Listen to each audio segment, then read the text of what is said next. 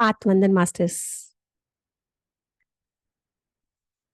परमहंस योगानंद जी योगी कथा अमृत का स्वाध्याय प्रकरण 19।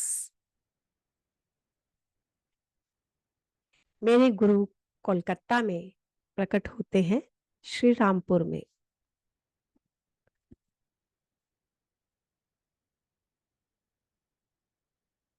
ईश्वर के अस्तित्व के विषय में शंकाओं से मैं प्राय उद्विग्न हो जाता हूं।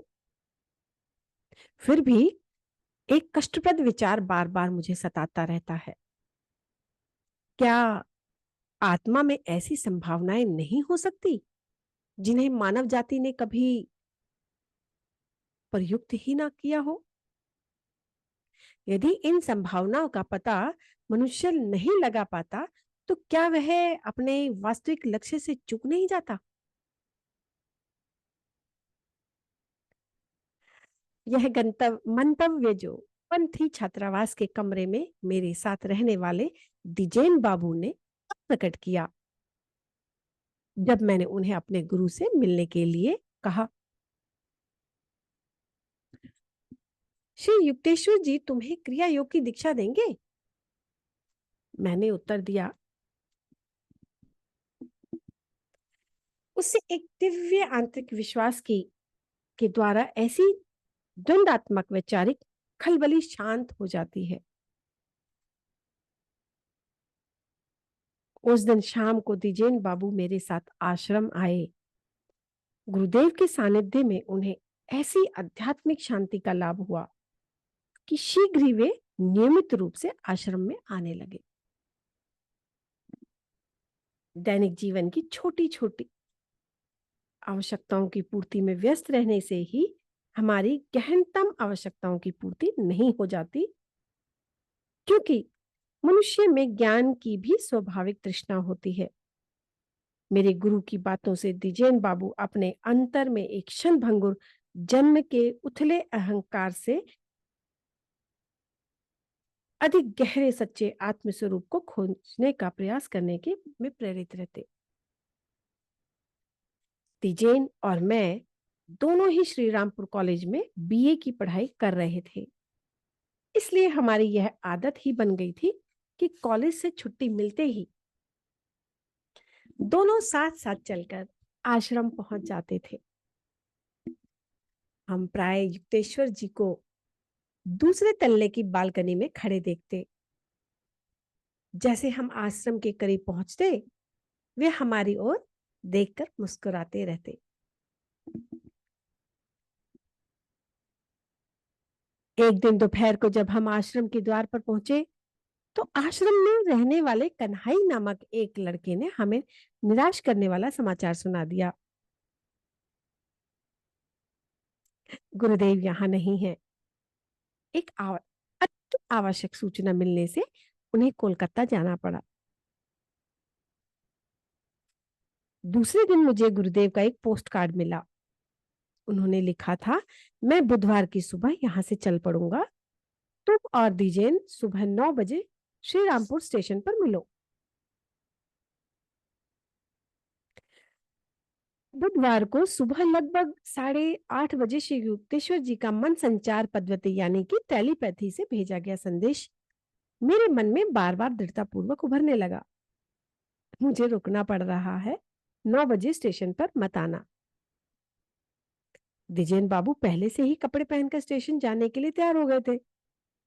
तभी मैंने उन्हें यह नवीनतम संदेश सुनाया। तुम और तुम्हारी अंतः प्रेरणा। उनकी आवाज में तिरस्कार की धार थी। मैं तो गुरुदेव के लिखित संदेश पर ही विश्वास करना श्रेष्ठ समझता हूं। मैंने अपने कंधे उचकाए और शांत निश्चय के साथ बैठ गया। दिजेन बाबू गुस्से में बड़बड़ाते हुए दरवाजे से बाहर आए और जोर से आवाज के साथ अपने पीछे बंद कर चले गए। कमरे में कुछ अंधेरा सा होने के कारण मैं बाहर सड़क की ओर खुलने वाली खिड़की के पास सरक गया। सूर्य का मंद प्रकाश हठात एक तीव्र ज्योति में बदल गया कि उसमें लोहे की छड़ें लगी। खिड़की ऐसी तीव्र ज्योति में बदल गया और पूर्णतः अदृश्य हो गई। इस दीप्तिमान पृष्ठभूमि पर श्री युक्तेश्वर जी स्पष्टतया प्रकट हुए। विस्मय विमूढ़ सा होकर मैं तुरंत कुर्सी से उठ खड़ा हुआ। उन्हें प्रणाम करने के लिए मैं झुका। अपने गुरु चरणों के आदर में व्यक्त करने की आदत के अनुसार मैंने उनके जूते को स्पर्श किया और टाट के तलवे नारंगी कैनवस के ये जूते मेरे चिर परिचित थे। उनका गेरुआ वस्त्र उड़ उड़कर मेरे शरीर को स्पर्श कर रहा था।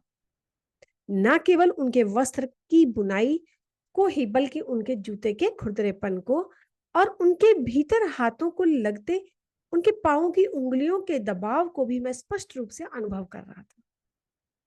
आश्चर्य से अवाक खड़ा होकर मैंने प्रश्नार्थ दृष्टि से उनकी ओर देखता रहा। मैं खुश हूं कि तुम्हें मेरा मन संचारित संदेश मिल गया।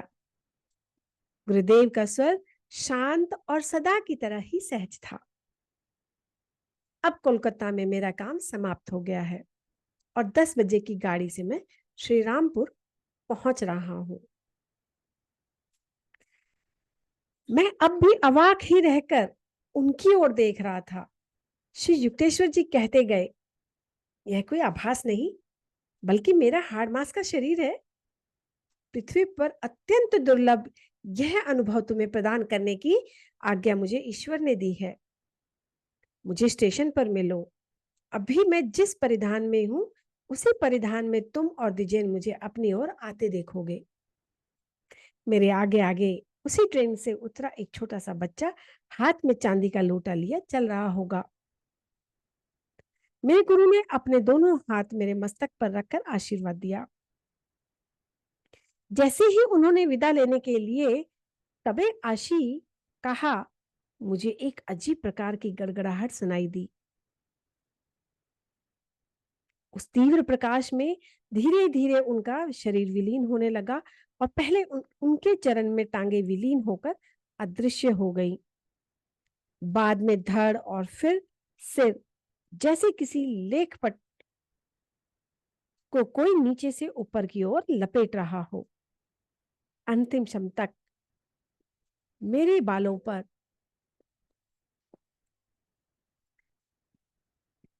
हल्के से टिकी उनकी उंगलियों का स्पर्श मैं अनुभव कर रहा था।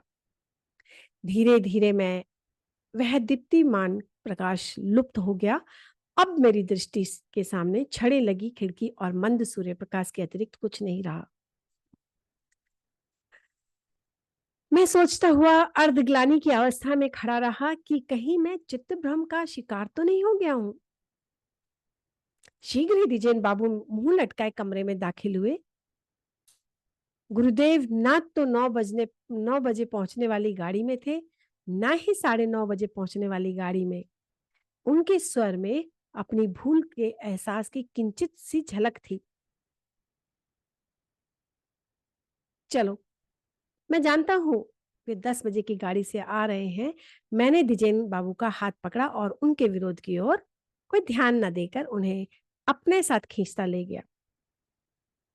लगभग 10 मिनट में हम लोग स्टेशन पहुंचे, जहां गाड़ी अभी अभी आकर रुकी ही थी। पूरी गाड़ी गुरुदेव के तेज के आलोक से भरी हुई है। वे इसमें हैं, आनंद से मेरे उद्गार निकले। तुम ऐसे ही सपना देख रहे हो, द्विजेन बाबू का उपहास के साथ हंस रहे थे। हम यहाँ खड़े रहते हैं। मैंने अपने मित्र को गुरुदेव हमारी ओर किस प्रकार आएंगे यह सब बताया। जैसे ही मेरा वर्णन समाप्त हुआ, श्री युक्तेश्वर जी हमें दिखाई पड़े। उन्होंने वही कपड़े पहन रखे थे जो थोड़ी देर पहले मुझे दिखाई दिए थे। वे धीरे धीरे एक चांदी का लोटा पकड़े चल रहे बच्चे के पीछे आ रहे थे। अपनी विचित्र एवं अपूर्व अनुभव पर मैं एक क्षण के लिए भी भय से सिहर उठा। मुझे ऐसा लग रहा था मानो 20वीं शताब्दी की भौतिकवादी संसार मेरी पकड़ से फिसल रहा है।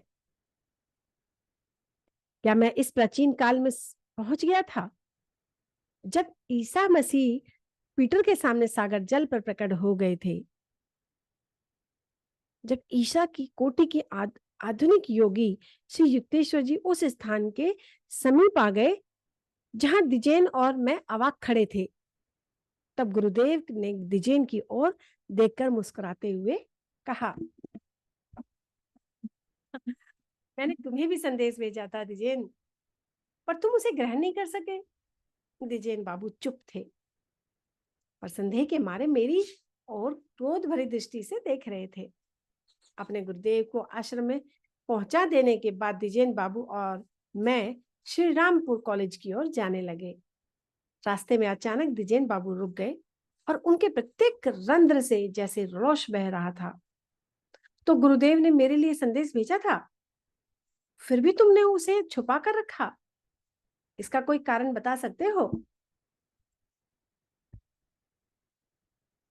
यदि तुम्हारे मन का दर्पण अशांति से इतना चंचल है कि गुरुदेव के निर्देशों को तुम उसमें पढ़ नहीं पाते, तो इसमें मैं क्या कर सकता हूँ? मैंने पलटकर जवाब दिया।